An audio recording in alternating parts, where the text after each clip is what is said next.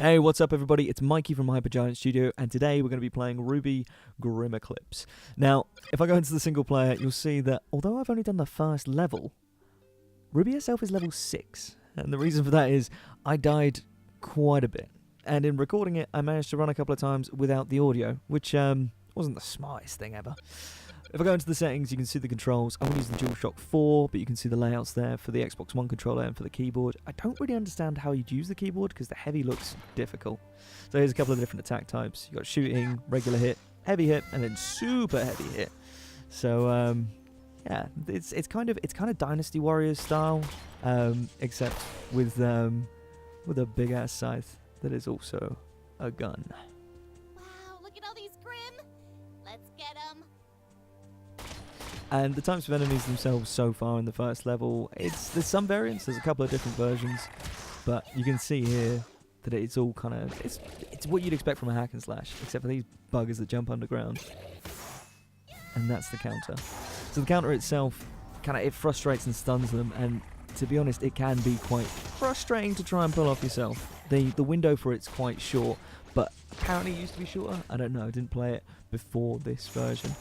This is with the fall update. And yeah, I wouldn't say it's hard to do at all. You just have to really get a grip of how far the range of your attacks are. We did it! Nice work, students! As you know, we've been having some trouble with the security network in this area.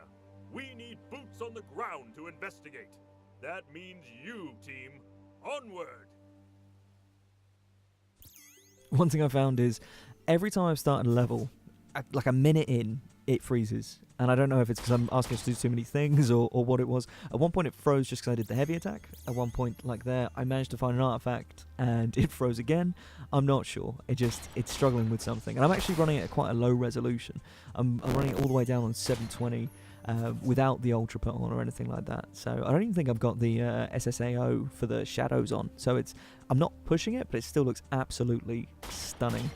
And you can see that I'm attacking all the pots, which isn't just a throwback to Legend of Zelda. All these little orbs give you a little XP boost, and that's one of the reasons that my character's got to such a high level, because I just kind of know where the pots are, I know where the artifacts are now, having done this 4 times.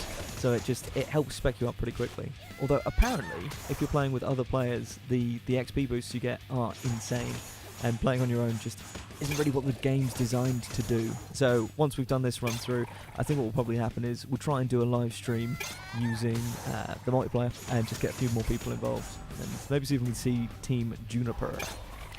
The thing for me actually is the fact that they've introduced the Juniper DLC, which is cool. Like, it was an extra, I think it was like £4 or £4 sterling on the Steam store.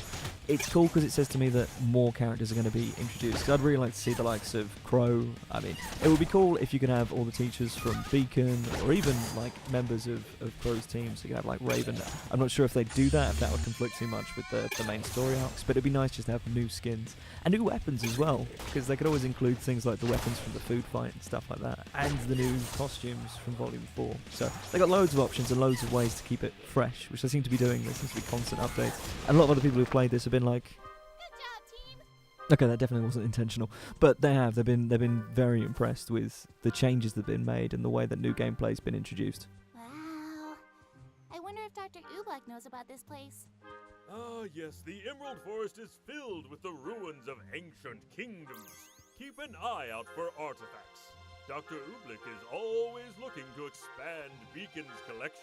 You see, the voiceover's been panned a bit for not being super engaging, but I like the fact that it's on the scroll. It feels like it's supposed to be just like a recon mission. We're about to go up against a new monster, so I'm going to respec my character slightly.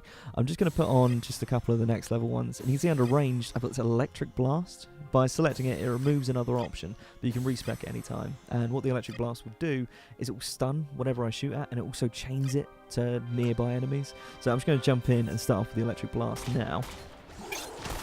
And you see he's stunned, so I can just get straight in there, throw down a couple of heavy attacks, hopefully take down this barrel pretty quickly, if I aim in the right direction. I think the thing for me as well is just with this style of gameplay, you can take down mobs super quickly. So I've just stunned this dude, I'm going in, and then I got that trigger for the special attack, which does a little spin. It was pretty short that time, but hopefully we'll get another one later. And again, that stun, super, super OP. When I was first running through, I was like, oh my god, how am I supposed to deal with these fuckers? But now, having the stun attack makes everything way more manageable. I like as well the fact that having seen gameplay where people have been playing with other teams, it's scalable. So you're not just fighting against 4 people. If you've got 4 people on, you'll be fighting 16 monsters, which means if you use things like the stun attack, then it just helps out the entire team. I mean, it's only good for 1 hit. After that, it unfreezes. But again, playing as a team just means that everyone can get in with like a charged heavy and just take out at least a few easy kills pretty quickly. This game's definitely geared towards multiplayer, and there's a lot of the dialogue that doesn't actually make sense when you've got a single player. The security control center for this region is inside that cave. Go have a look, and maybe we can discover what the problem is. But then there's bits like that, which is just pretty simple, like, hey, go to your objective now. It's like, okay, I'll go. Just straight after I've destroyed every single box around here and picked up these chess pieces. Hey, souvenir! The chess pieces themselves, again, they dish out like 100 XP, which is pretty good, but I don't know, I'm hoping it's like achievement based. I'm not really a big fan of go collect that kind of gameplay. I've played Assassin's Creed and it's just everything is like, here's 10 minutes of gameplay and then 40 minutes of finding feathers or scraps of paper or something. Ooh, neat. But the changing dialogue's cool. I like it. I'm just a little bit worried that it's going to get repetitive pretty quickly. Anyway, we're coming up to the bit where I died over and over and over. So let's do it. Some sort of foreign object. I feel like I've seen that symbol before. Never mind that. Defend the control center while I undo the damage. Make sure your weapons are loaded and your mustache wax is stowed. This could get hairy. I don't even know what the symbol is. I'm hoping this is one of those things that is an important plot point that we all just accept and will be explained later, and it isn't like a Destiny. I don't have time to explain why I don't have time to explain. I'm sure it's important, and I'm sure it'll come up. Anyway, fighting these hordes, there's a few things that I've learned. The first and foremost, considering we're talking about Destiny, is that Shadow Step is your friend. So that quick little dodge move that gets you away from hordes is literally essential.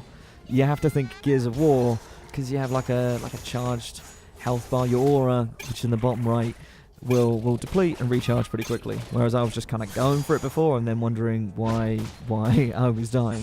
Because you have basically the same shielding as like a Magnum ice cream. Students, we're a quarter of the way there. Keep up the good work.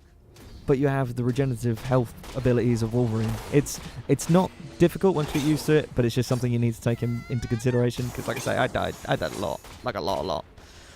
But now I'm dying less. The thing is as well, like the combos are great, although I usually fail to pull them off. But that spin attack for like the special, it's cool. It makes me feel like a badass every time I do it. It's basically just a takedown. The only problem is I have no idea what triggers it, like at all. To be honest, I've been finding myself mostly just taking them out from afar if I can, and then going in with the heavies, because it's just way more effective than anything else. It's just you don't always get the time to do it. But in terms of this level, once you've got the electric bolt, it's basically impossible for them to get to the control center. It gets super easy once you have that one thing.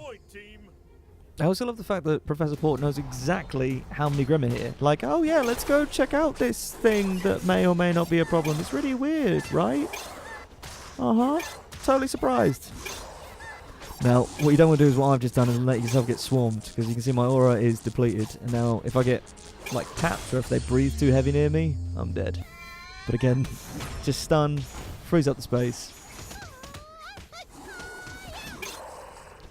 Man, that is filled me with a lot of conflicting thoughts. So I like the fact that it was kung fu noises, because the whole combat style was supposed to be influenced by like the likes of Jackie Chan and Jet Li, which is awesome. But I'm just thinking, like, a couple of days ago, I was at London MCM Comic Con, and there was a RWBY panel, and literally on the Friday, I just stepped in time to catch it, which was awesome. Oh, that makes me dizzy. But one of the things that Lindsay said was just about one of the difficult things about voice acting, about making the efforts, so like the attacks or being hit.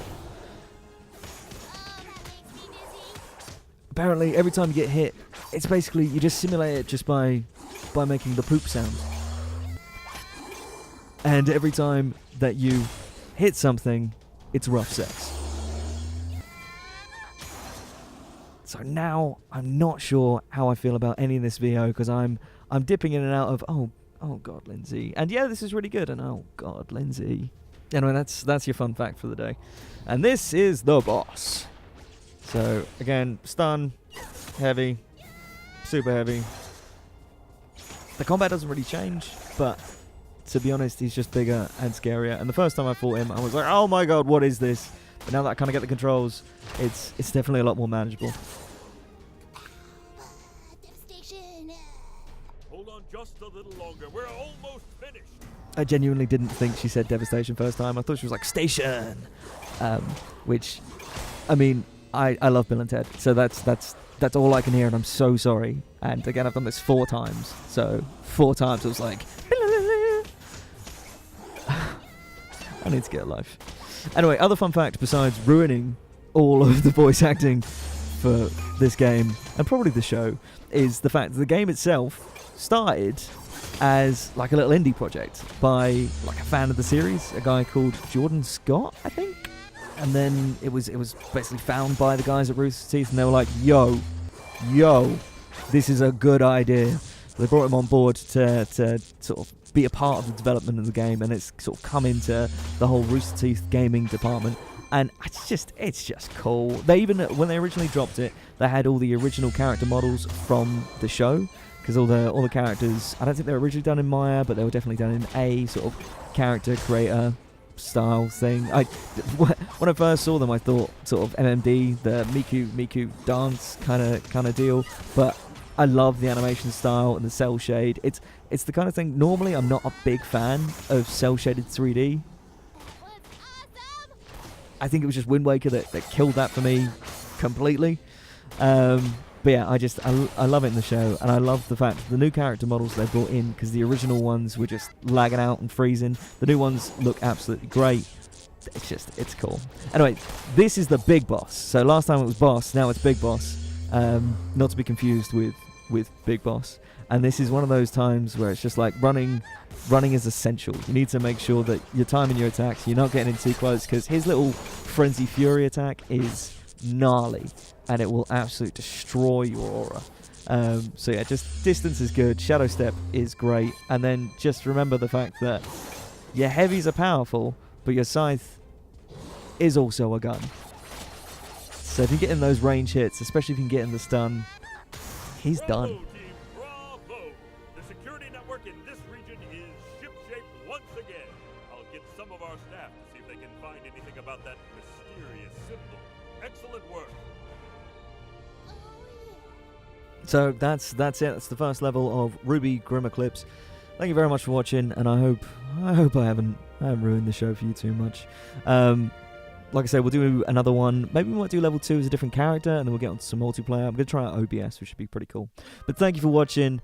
I've been Mikey from Hypergiant Studio. You've been fantastic. Now I'm just gonna fan out for a bit and enjoy some more Season 4, Volume 4. Yeah, something like that. Anyway, thank you again, and take it easy. Station!